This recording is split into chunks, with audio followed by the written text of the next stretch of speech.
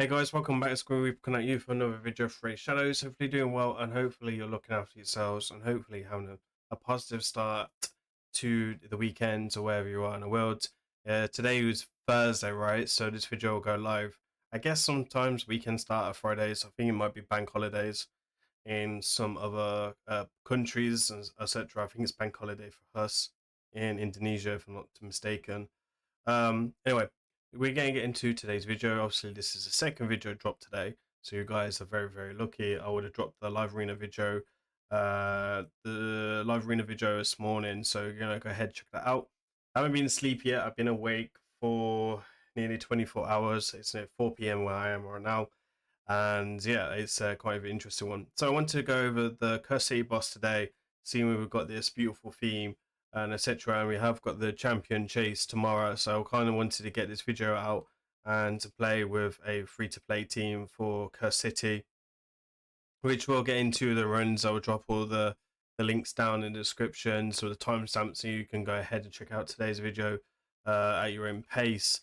But basically, I wanted to do this because it kind of helps you guys, and I want to try and encourage you guys to do much of Curse City as possible. The boss is a bit difficult, but once you get your head around it and you do it and you follow the step by step, which we'll talk about today in today's video, you can kind of have a better understanding of it. Anyway, let's get into it. I'm going to go and get the team up, and we'll talk about the team, champion roles, and then the presets on the, well, not the presets, but how to set up the team and run the team successfully. All right then, so this is the team that we're using. There's something a bit wrong with the graphics. It's a bit pixelated. There's not much I can do about that, I don't think. It's interesting. It's the first time I've seen it. Anyway, this is going to be the run. So we've got the champions here. We've got Mad Hatter Conan because he has a debuff for Stender and he has a mini cleanse on the E1. Ignore the blessing because the blessing is just for Hydra. Then we have Artak coming in to do his abilities. He's in here for the decrease attack, some damage with the HP burns, and the enemy max HP on A3. And just because he has really good survivability, and he also brings a 5-star Brimstone. Then we have the Pythian, who is the block buff champion. He also has the cleanse and heals, as well as Mad Hatter, and he needs to be faster than Mad Hatter, so you can increase the block buffs needed with there. You also the reviver as well, if needed. We didn't actually need the revive, but some of you guys might need that, depending on your gear. Then we have Gina in here, which is just a bonus damage dealer. If you're struggling to stay alive for whatever reason, bring another block buff champion or reviver.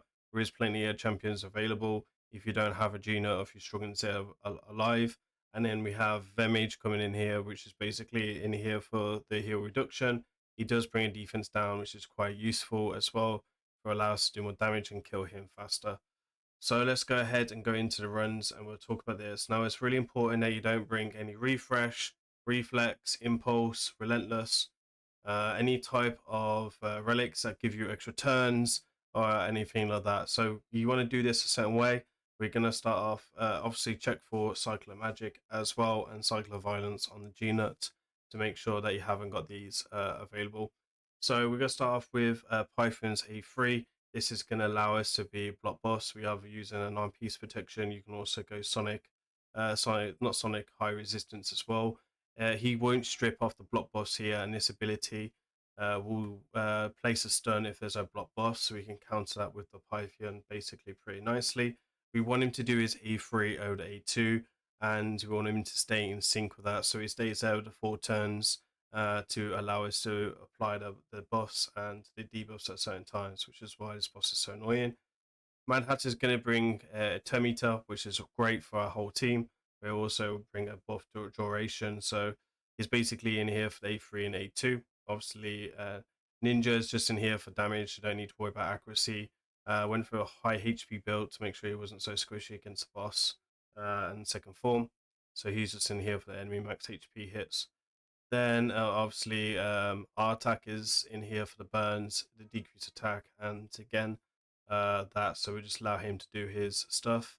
Now this is the most important bit. I play the defense down, so he will do the A3 over A2 because he'll want to cleanse the deeper decreased defense off him and put up increased defense, which is going to be the key. That's why we play it there, and also the reason why Vemage is slower than everyone's because we want him to be slower, so we can put up the put up the heal reduction last, and to make sure that he's less likely to get stunned if you make a mistake or come out of sync for whatever reason. So you can see here Brimstone basically doing its job. Then we'll have the A1, I guess, to try and do like a mini strip there, which we do get successfully, which is pretty nice. And then we'll just play the A1 here. We're not interested in playing A2. Gino does have enough accuracy, but how I'll build him for today's video, you don't need accuracy for him for his A3. And also, like, if you make a mistake with a defense down or something, sorry, the counter attacks, it could be quite lethal. So you'll notice here we'll play the ally protection, sorry, the heal reduction there. Looks like I pressed that by mistake. To stop him healing on his A3. Why isn't it working? Some technical issues here. There we go. So we played the heal reduction on the A3. Now it's important that you don't play the heal reduction on the A3 because it'll cleanse, self-cleanse it and put block buffs, which is not great. Sorry, not block buffs, continuous heal. Then we just do this. So the minute this is on a counter of 3 and this is on a count of 2, he's going to do 2 A1s and then he will go into his second form. So we don't want to put any buffs up or do any debuffs on the boss unless it's a decreased attack, because it gets reflected back to us. So then we'll just do our abilities. We're still trying to pump in damage as much as possible, but we want to avoid killing him in the second form. And you can see here we've done a good bit of damage already to him. So we'll just speed this up a little bit so it goes into second form. So we want to play decrease attack in the second form when he does.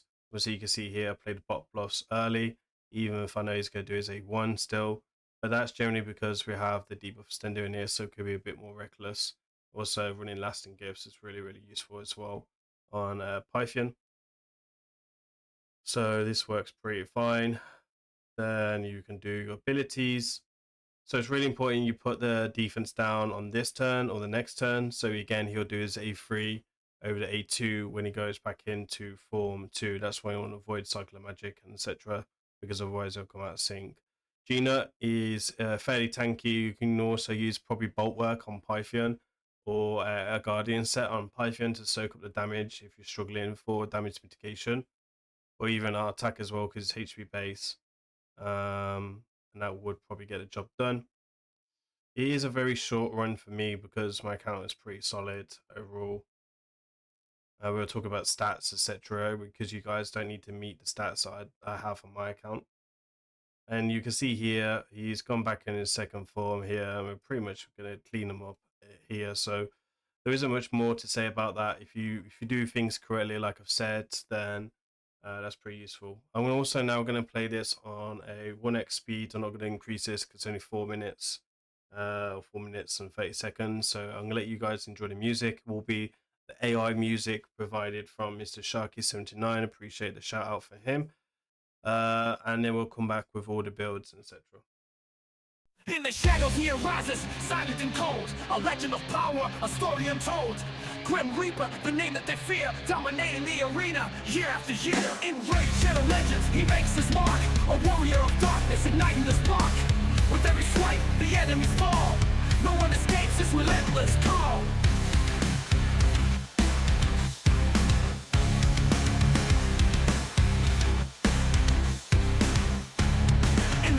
Arena, Grim takes the control, a force of nature. He won't back down, his account, a fortress of endless might. The best account takeovers, he fixes in the night. No need to grind, no need to wait. Grim's ascendant, sealed his fate, a legend forged in the heat of the game. With each victory they whisper his name. Grim Reaper, his power untold, a king of the arena, fearless and bold. Enemies quake when they see his rise, for Grim's the storm that no one denies. In Raidshadowlegends, he stands alone. The Reaper's grip carved in stone. Yo!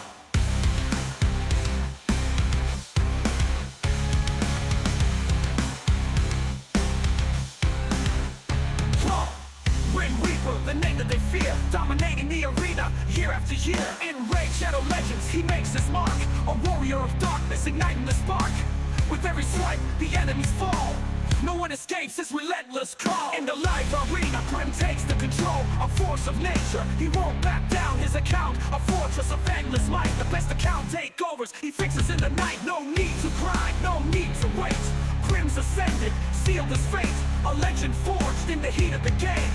With each victory they whisper his name. Grim Reaper, his power untold, a king of the arena, fearless and bold.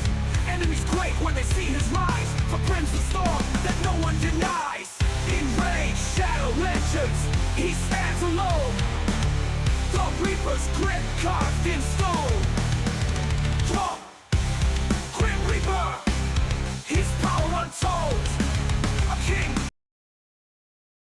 All right then, so let's go over all the stuff. We'll start off with the Pythian. He's going to be in 9-piece protection. Don't need 9-piece protection, but it does help if you're making mistakes.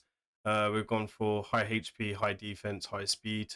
There's not nothing really to this. You got some bonuses coming in from the Great Hall. It's not maxed on the live arena side, but there is some areas there that do help a little bit, mainly the speed generally. You can go high resistance, but if you're going to go high resistance, you need to be 675.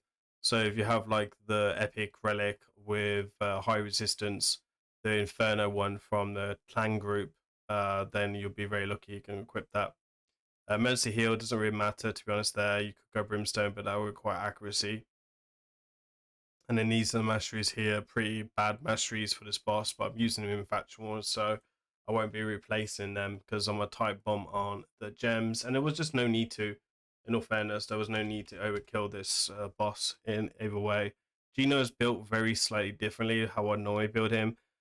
We just run in with good speed, reasonable speed at like 280 with the bonuses. I'm gonna got a bit of extra damage, so just aim for 250, 200 on the optimizer, depending on your gear. And I went very high HP build, so I went survivability, put in basically speed, 100% critical rate, and then 250 critical damage, and then accuracy I didn't really care about, and then just went for a good defense and HP build because he was falling over in the first run in his finite gear, so that was one thing you can kind of go ahead and take out from that. Cruelty again does help a little bit, but is okay. That's for other areas of the game, and then this is also for the other areas of the game. You guys can go ahead and take that out as well. You notice I'm sitting on this side today in the video, so I don't try and block out any of the stats. So, you know, with all this stuff, you generally need like a minimum of about 80,000 HP for your champions to stay alive. Defense doesn't really matter too much. I think for like 3,500. It's just my account's so old now, it's kind of hard for me to lower my stats. And I'll be honest, I had to lower my stats because I was getting like 120,000 HP on their mage, and I didn't want it to blow up the stats or anything like that. So again, accuracy, we're coming in at 475. Now I do have Manhattan aura, so I can drop this at 415 if I wanted to. That's one thing you could take into consideration. And if you're struggling to get that, then you can play Intim Presence to increase accuracy more as well. So overall, that's pretty useful. It is worth generally trying to clear this boss as much as possible because it's a really solid rewards. Again, you can go Eagle Eye, or Eagle Eye is a tier 6 as well. This is solo and stuff for like Ice Golem and stuff like that when they do the special rewards. So that's 3 champions. Then I'll show you the Manhattan.